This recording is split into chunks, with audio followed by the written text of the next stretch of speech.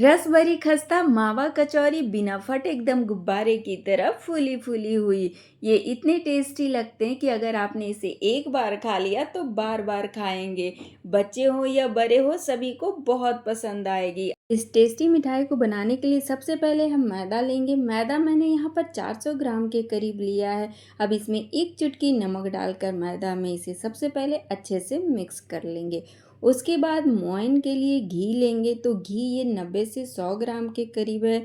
घी हो तो घी ज़रूर डालें। घी डालने से कचौरी हमारी ज़्यादा टेस्टी और खस्ता बनती है। घी नहीं रहने पर आप यहाँ पर रिफाइन ऑयल का यूज़ कर सकते हैं। अब हम घी को मैदा में अच्छे से इस तरीके से मिक्स कर लेंगे। तो यहाँ पर देखिए घी है वो अच्छे से मिक्स हो गया है। इसे मुट्ठी बांधकर चेक कर लेंगे।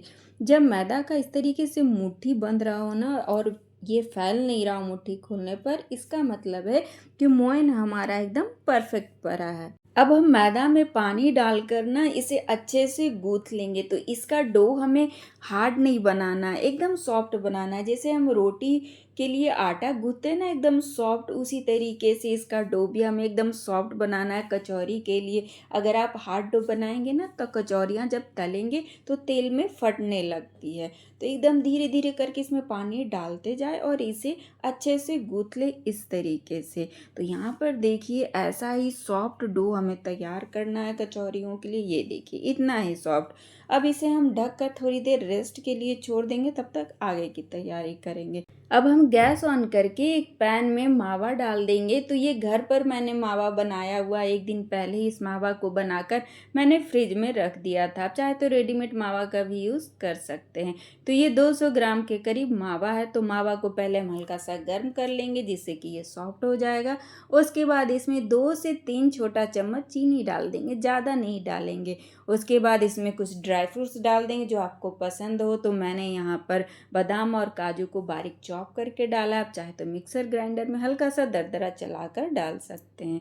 अब इसमें आधा छोटा चम्मच के करीब इलायची पाउडर डाल देंगे। आप चाहे 2-3 इलायची कूट कर डाल सकते हैं अगर इलायची पाउडर नहीं है तो। और इसमें चीनी अभी हम ज़्यादा नहीं डालेंगे क्योंकि हम चाशनी वाली मावा कचौरी बना रहे हैं। अगर चीनी अभी ही हम ज़्यादा डाल देंगे तो कचौरी हमारी बहुत ज़्यादा मीठी हो जाएगी। मावा को चलाते हुए हम थोड़ी देर भून लेंगे, 3-4 मिनट मावा, जिससे कि थिक हो जाए इस तरीके से। और ये देखिए मावा से कैसे घी छूट रहा है क्योंकि घर का बनाया हुआ मावा है। तो मावा अच्छे से भून चुका है, इसे हम साइड में रख देंगे। अब हम एक पैन में 1 कप चीनी डालेंगे और 1 कप पानी डालेंगे। तो जितनी मात्रा में हमें चीनी लेनी है उतनी ही मात्रा में हमें पानी भी लेना है। अब इसमें हम 2 से 3 इलायची का आगे का मुंह खोलकर डाल देंगे जिससे कि इसका फ्लेवर है इस चाशनी में अच्छे तरीके से चला जाए। तो यहाँ पर हमें कोई 1 या 2 तार वाली चाशनी नहीं बनानी है। चाशनी में हम उबाल आने देंगे। उसके बाद इसे 3 से 4 मिनट इस चाशनी को हमें और उबालना है। ये देखिए इस तरीके से कलर आ जाए, हल्का सा आपको यहाँ पर गाढ़ा दिख रहा है चाशनी, बस ऐसा ही बनाना है। और ये देखिए इधर मावा भी एकदम अच्छे से ठंडा हो गया और ठंडे होने के बाद ये इस तरीके से एकदम भुरभुरा हो गया है। तो मावा को हम एक बार अच्छे से मिक्स कर लेंगे। और जब घर में आप इस तरीके से मावा बनाते हैं ना तो और भी टेस्टी कचौरी हमारी बनकर तैयार होती है। और ये देखिए कैसा दानेदार ये मावा है। आपने देखा होगा कि मावे को भूनते टाइम इससे घी भी निकल रहा था। और इधर देखिए ये जो डो है ये भी अच्छे से सेट हो चुका और पहले से ज़्यादा सॉफ्ट लग रहा होगा आपको देखने में। तो बस इस डो को अब हम एक बार और हल्का सा मसल लेंगे। और साइज जैसा आपको कचौरी का रखना है ना उस हिसाब से आप इसकी लोई बना लीजिए। और जब आप कचौरी का डो तैयार करें ना तो ये ध्यान में रखें कि इसका जो डो है ना कचौरी का, इसे हमें एकदम सॉफ्ट गूँथना है और अच्छे से गूँथना है। सॉफ्ट कचौरी का डो गूँथेंगे तो तलते टाइम कचौरी आपकी फटेगी नहीं। और अच्छे से गूँथेंगे डो को एकदम मसल मसल कर तो सारी कचौरियाँ आपकी एकदम फूली फूली हुई गुब्बारे की तरह तैयार होगी।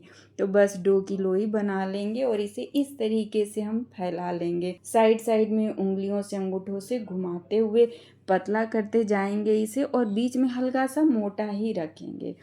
अब ये जो मावे की टेस्टी स्टफिंग है यहाँ बीच बीच में कचौरी के बीच में डाल देंगे और इसे हल्का सा दबा देंगे। और मैदे को चारों तरफ से उठाते हुए ना इसका मुंह हमें अच्छे से बंद कर लेना। ये देखिए इस तरीके से, और ऊपर में जो एक्स्ट्रा डो बच जाए उसे इस तरीके से घुमाकर हम हटा लेंगे। और उसके बाद क्या करेंगे, इसे फिर से हम अच्छे से बंद करके दबा देंगे और हथेली से घुमाते हुए इस तरीके से गोल करने के बाद हल्के हल्के हाथों से इसे चपटा कर लेंगे हथेली से, उंगलियों से, जिससे कि इसके अंदर की स्टफिंग है हर तरफ बराबर से फैल जाए और ये कचौरी अच्छे से पैक हो जाए, खुले नहीं। और यहाँ पर देखिए हमारा एक कचौरी में स्टफिंग भरकर तैयार है। बस दूसरा भी इसी तरीके से हम बना लेंगे।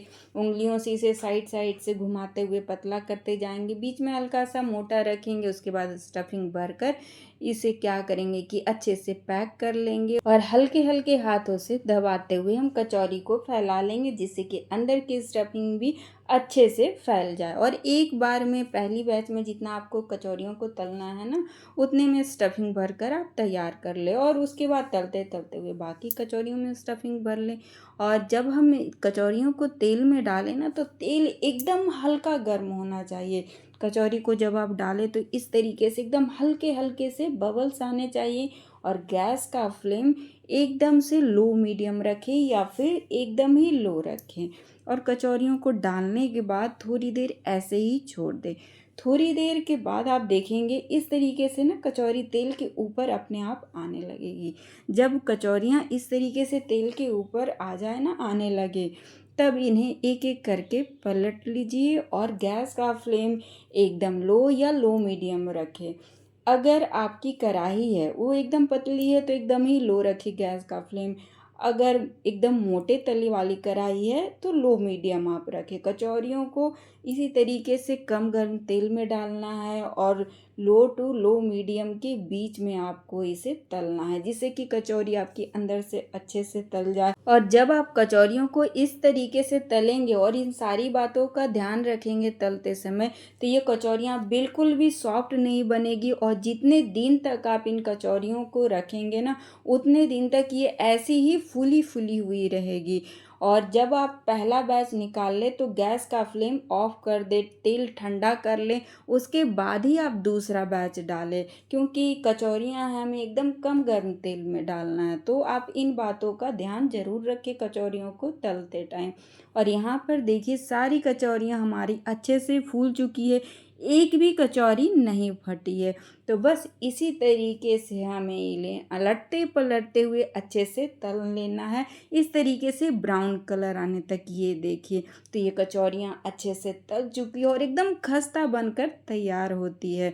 तो बस इस बैच को हम निकाल लेंगे और गैस ऑफ कर लेंगे, और जब तेल ठंडा हो जाए ना तभी दूसरा बैच डालें। और यहाँ पर देखिए सारी कचौरियाँ दोनों साइड से एकदम अच्छे से तल चुकी है, एकदम खस्ता तैयार हुई है।